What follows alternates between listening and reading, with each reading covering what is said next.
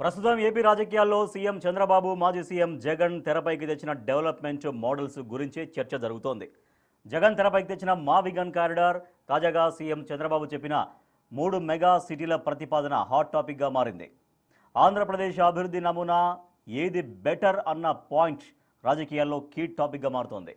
రాష్ట్రంలో సమగ్ర సమతుల్య అభివృద్ధి సాధించడానికి తాజాగా చంద్రబాబు 3 నగరాలను మెగా సిటీలుగా తీర్చిదిద్దాలని ప్రతిపాదించారు. విశాఖపట్నం, అమరావతి, తిరుపతి, విశాఖ కేంద్రంగా ఏలూరు వరకు, అమరావతి కేంద్రంగా ప్రకాశం వరకు, తిరుపతి కేంద్రంగా రాయలసీమ మొత్తం అభివృద్ధి చేస్తామన్నారు.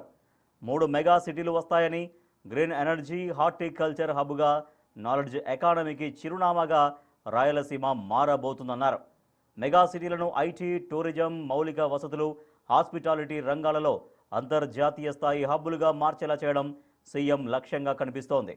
సో ఓవరాల్గా అమరావతి ఒకే రాజధాని, 3 మెగా సిటీల ప్రతిపాదన తాజాగా చేశారు. అభివృద్ధి ఒకే చోట కేంద్రీకృతం కాకుండా రాష్ట్ర వ్యాప్తంగా 3 ప్రధాన కేంద్రాల ద్వారా ఆర్థిక వృద్ధిని సాధించవచ్చు అంటున్నారు. జగన్ చెప్పిన వికేంద్రీకరణ ఫార్ములాకు కౌంటర్గా తాజా ప్రతిపాదన చేశారు.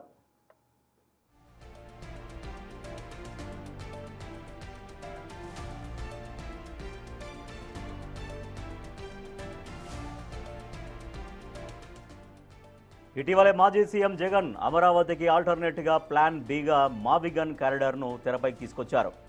మచిలీపట్నం, విజయవాడ, గుంటూరు నగరాలను కలిపే 110 కిలోమీటర్ల పొడవైన అభివృద్ధి కారిడార్ను జగన్ ప్రస్తావించారు. అమరావతి లాంటి గ్రీన్ ఫీల్డ్ సిటీ కోసం 2 లక్షల కోట్ల రూపాయలు ఖర్చు చేయడం కంటే ఇప్పటికే ఉన్న మౌలిక వసతులను వాడుకుంటూ ఈ కారిడార్ను అభివృద్ధి చేయడం వల్ల సుమారు 1.9 లక్షల కోట్లు ఆదా అవుతాయని జగన్ వాదిస్తున్నారు. విశాఖపట్నంను ఎగ్జిక్యూటివ్ క్యాపిటల్గా బలోపేతం చేస్తూనే ఈ కారిడార్ను ఆర్థిక హబ్బుగా మార్చాలని ప్రతిపాదించారు. అమరావతి రాష్ట్ర ఆర్థిక వ్యవస్థపై పెను భారం మోపుతుందన్నది జగన్ వాదన.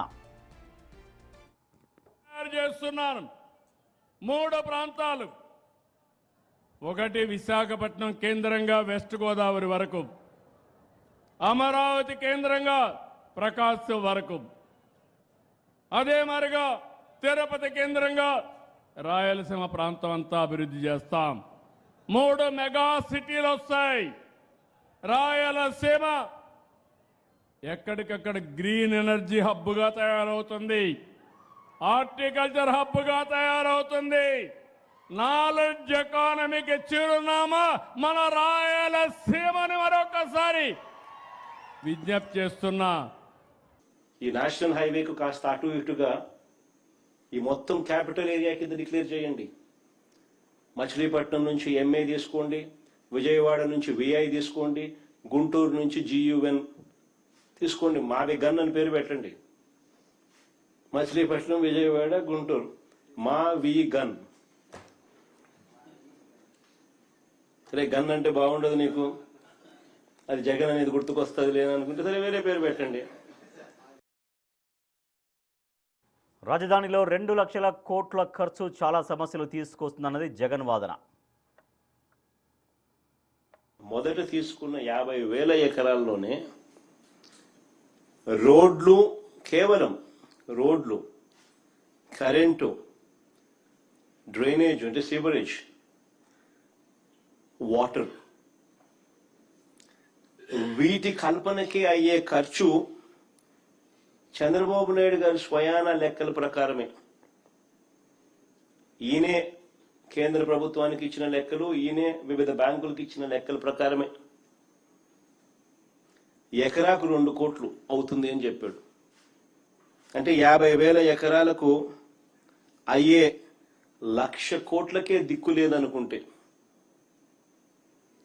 1,00,000 కోట్లకే దిక్కు లేదనుకుంటే ఇప్పుడు సడన్ గా మరో 50,000 ఎకరాలు దీనికి అదనంగా అయ్యే ఖర్చు,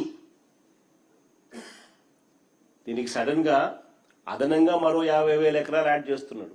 ఇంతకు ముందున్న 50,000 ఎకరాలు దానికి అయ్యే మళ్ళా అదనంగా మరో 1,00,000 కోట్ల రూపాయలు. ఇలా అమరావతిని ఎందుకు పెంచాల్సి వస్తా ఉంది, ఎందుకు పెంచుకుంటూ పోతున్నారు? ఆ డబ్బులు ఎలా వస్తాయి? ఇన్నాళ్ళు రాజధాని అంటే ఏదో చెప్పుకోలేకపోయామని ఇప్పుడు మాత్రం గర్వంగా అమరావతి పేరు చెప్పుకునే పరిస్థితి తీసుకొచ్చామంటున్నారు సీఎం చంద్రబాబు. ఈ మావిగన్ లెక్కలేంటో ఎవరికీ అర్థం కాని విషయం అంటూ కౌంటర్ ఇచ్చారు. మాట్లాడుతూ మ్యావిగన్ అంట, ఏమి పిచ్చో నాకైతే అర్థం కావడంలా. పిచ్చ ముదిరింది అంటే అమరావతి పేరు చెప్పలేకపోతే ఇంట్లో పడుకోవచ్చు, కానీ దేవతల రాజధాని ఎవడైనా ఆ పేరు 10 సార్లు చెప్తే మీకు కూడా పుణ్యం వస్తుంది. అలాంటి రాజధానిని పేరు చెప్పడానికి ఇష్టం లేకుండా మ్యావిగన్ అంటున్నాడు. అదేంటో నాకు అర్థం కాదు. మీకు అర్థమైందా? మీకు మ్యావిగన్ కావాలని అడుగుతున్నా.